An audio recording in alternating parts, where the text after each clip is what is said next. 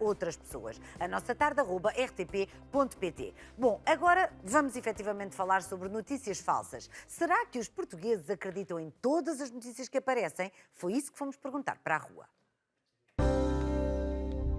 Sabe distinguir notícias falsas de notícias verdadeiras? Não, não sei.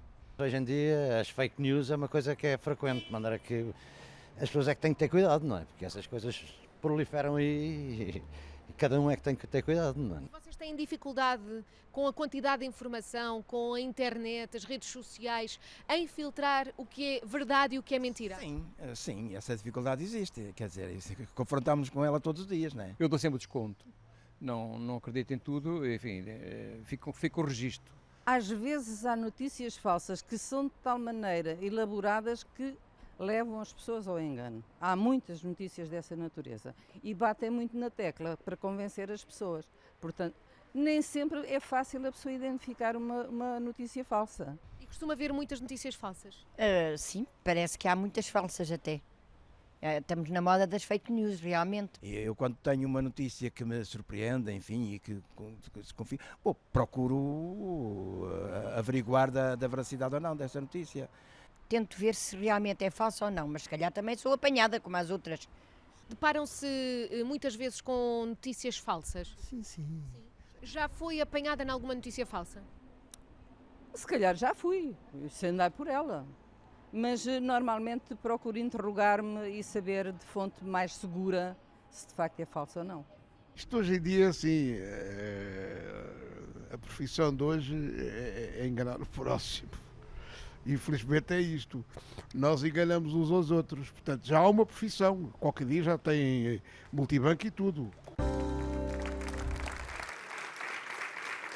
Pois é, a diferença é que às vezes não conseguimos efetivamente distinguir o que são notícias verdadeiras de notícias falsas. Mas é sobre isso que vamos falar e não é preciso navegarmos muito na internet para as descobrirmos. São vários os alvos, desde o Primeiro-Ministro a deputados, figuras públicas, etc. As partilhas nas redes sociais são tantas que muitos portugueses acabam por achar que são verdade. Paulo Pena é jornalista do Diário de Notícias, é jornalista, ponto final, escreveu o livro Fábrica das Mentiras e vem falar das tão famosas fake news. Um grande aplauso e bem-vindo, Paulo. Obrigado. Olá, obrigada. Bom, Paulo, eu acho que, enfim, notícias falsas sempre houve, não é? Basta que haja notícias e basta que haja verdade ou mentira para que possam existir notícias falsas. Mas a internet veio, enfim, distribuir e pulverizar todo o universo da informação de notícias que nem sempre são verdadeiras, verdade? É completamente verdade, Tânia, tens toda a razão nisso, porque o que a internet fez foi conseguir distribuir essas notícias falsas e organizá-las por forma a poderem manipular as pessoas, enganar as pessoas de uma maneira completamente que era desconhecida para nós até agora, não é? Exato. Nós mostramos aqui algumas notícias mais sérias, naturalmente, e que vieram revelar-se notícias falsas, mas há vários exemplos hoje em dia, basta abrir as redes sociais de várias figuras públicas. Ainda ontem me cruzei com a Catarina Furtado, que mostrava, não, eu não faço anúncio a este creme e eu não faço a mínima ideia se isto faz bem ou mal. Portanto, isto é efetivamente falso, aparece um creme em que ela diz, sim senhor, isto faz muito bem, podem tomar, que a Catarina toma. E quem diz isto diz mil e uma outras coisas. É completamente verdade. Todas as figuras públicas, futebolistas, o Cristiano Ronaldo é atacado várias vezes por este tipo de coisas, com coisas desse género, publicidade falsa, para tentar usar a imagem das pessoas sem o seu consentimento para vender produtos. Claro. E, enfim, e exemplos outros, como, por exemplo, sobre vacinas, uma série de informações falsas. Já mostramos aqui. Exatamente, informações falsas sobre vacinas fizeram com que, por exemplo, doenças como o sarampo aumentassem em países como a Inglaterra, muito recentemente. Mas de onde é que vem? Tu, como jornalista e investigador, qual é a gênese da notícia? São as empresas que querem manipular a informação das pessoas? No caso das vacinas, é fácil perceber, talvez. Mas é assim que nascem as notícias falsas? Há vários tipos. Há pessoas que fazem isso para ganhar dinheiro. Porque quando nós estamos a ver nas redes sociais este tipo de notícias e clicamos nos links e vamos ver mais qualquer coisa, estamos a dar dinheiro a quem monta estas mentiras. Porque depois a publicidade é paga por cada link Cada que é vez que seguido pelas clicamos no pessoas. site, não é? Cada vez que se clica no site, aquilo paga uma determinada quantia em dinheiro a quem faz as notícias falsas. E depois há manipulações políticas de larga escala, foi por aí que tudo começou, não é? Começámos a prestar atenção a isto com o processo das eleições americanas, Exatamente. em que as notícias falsas tiveram um papel determinante, depois no Brasil, enfim, mas em todo o mundo, na Índia, etc. E cá também.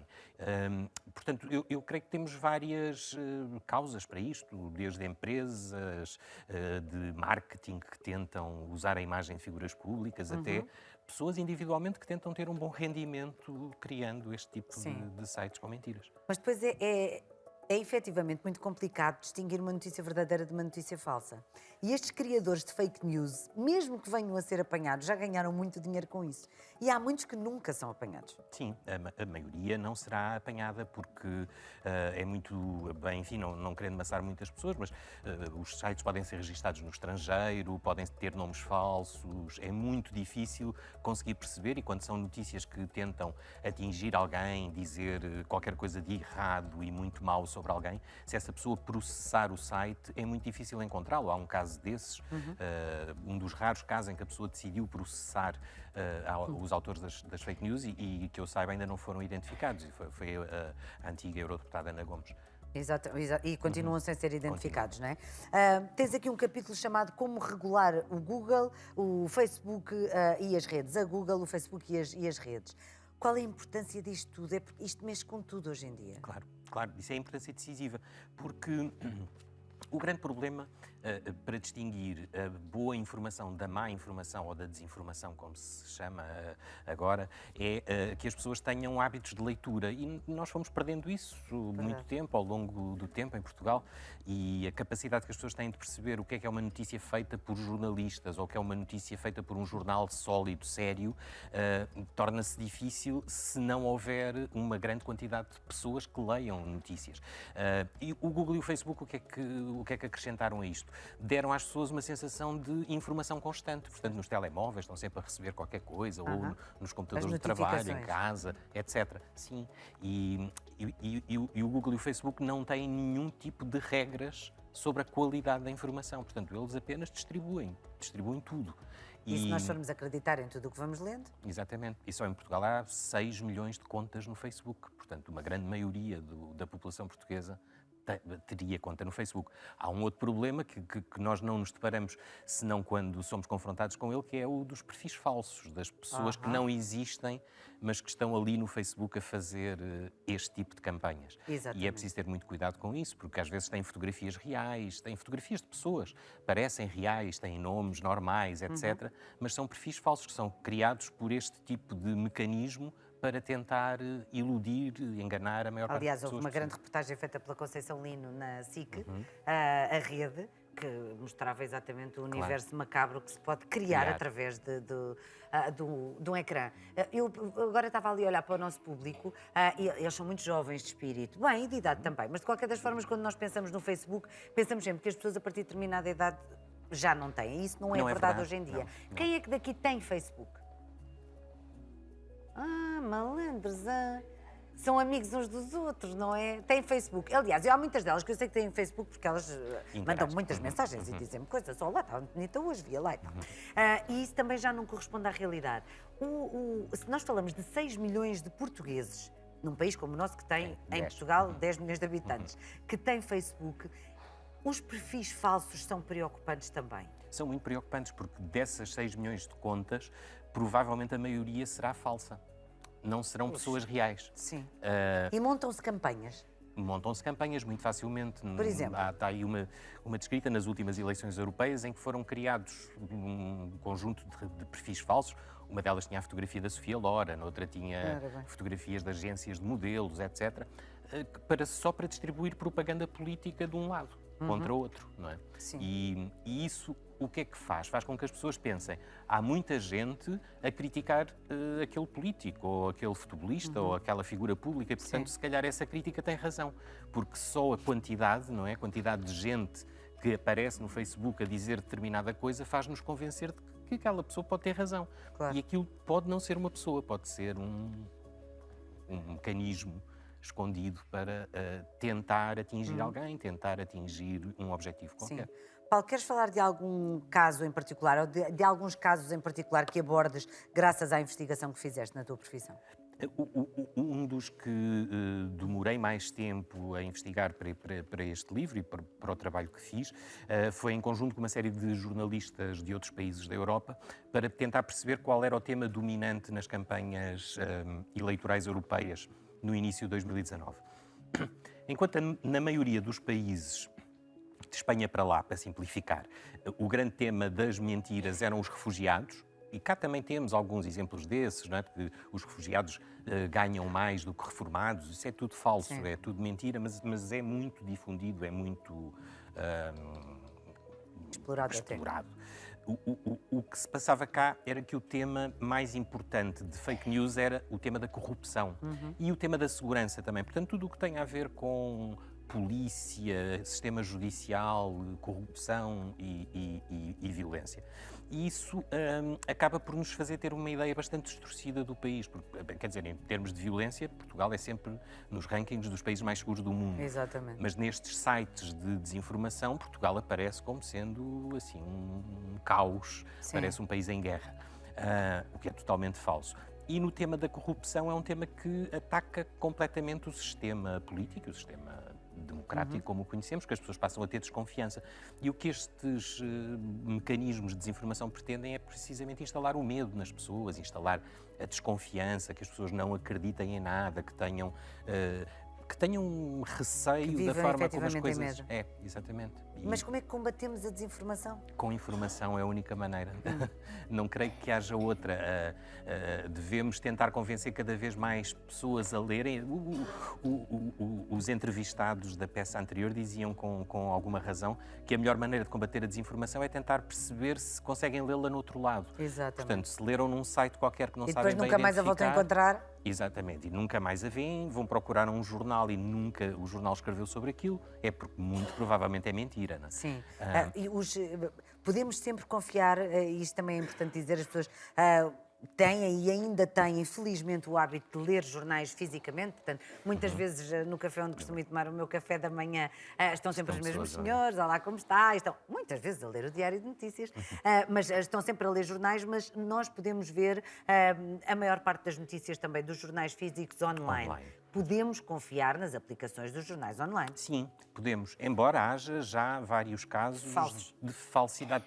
Pessoas que pegam os logotipos dos Faz uma coisa jornais parecida. e fazem uma coisa quase igual, quase indisfarçavelmente indesmentível, quase.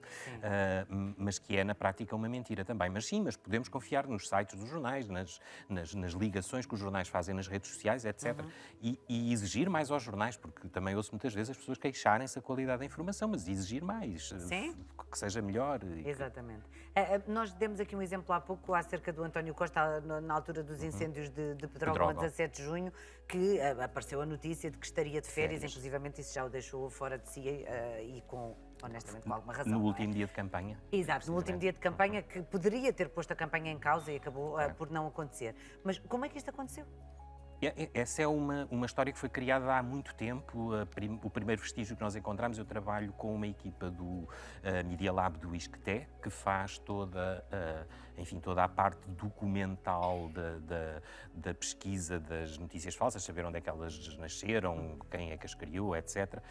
E o primeiro registro que nós obtivemos nesta pesquisa foi, creio que, do meados de 2018. Portanto, foi uma notícia falsa que foi criada para ter aquele impacto durante a campanha eleitoral um ano depois. Portanto, Foi exatamente o isto que é António Costa pensado. disse na altura.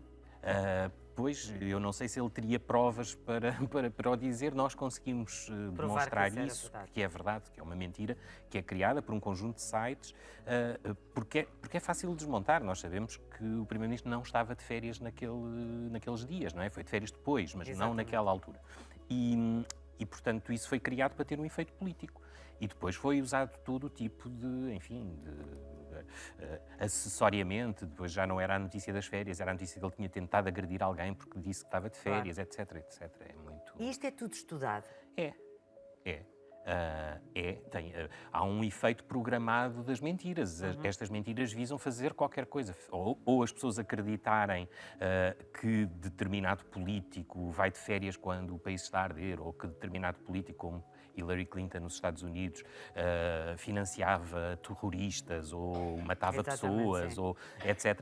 fazer as pessoas acreditar que aquelas pessoas são desqualificadas, são más. Exatamente. E, Que na portanto, linguagem infantil são péssimas. há os bons são- e os maus, e é. aqueles são maus, não votem neles. Exatamente, e portanto, e criar inimigos dentro da nossa sociedade. E é esse o efeito, e isso é programado, é pensado, muitas vezes com recurso a mecanismos de comunicação extremamente sofisticados. Nós tivemos uma jornalista que foi trabalhar para uma fábrica de trolls, que são basicamente as pessoas que fazem isto profissionalmente, na Polónia, e era isso, ela era contratada para dizer bem de umas pessoas e mal de outras pessoas nas redes sociais.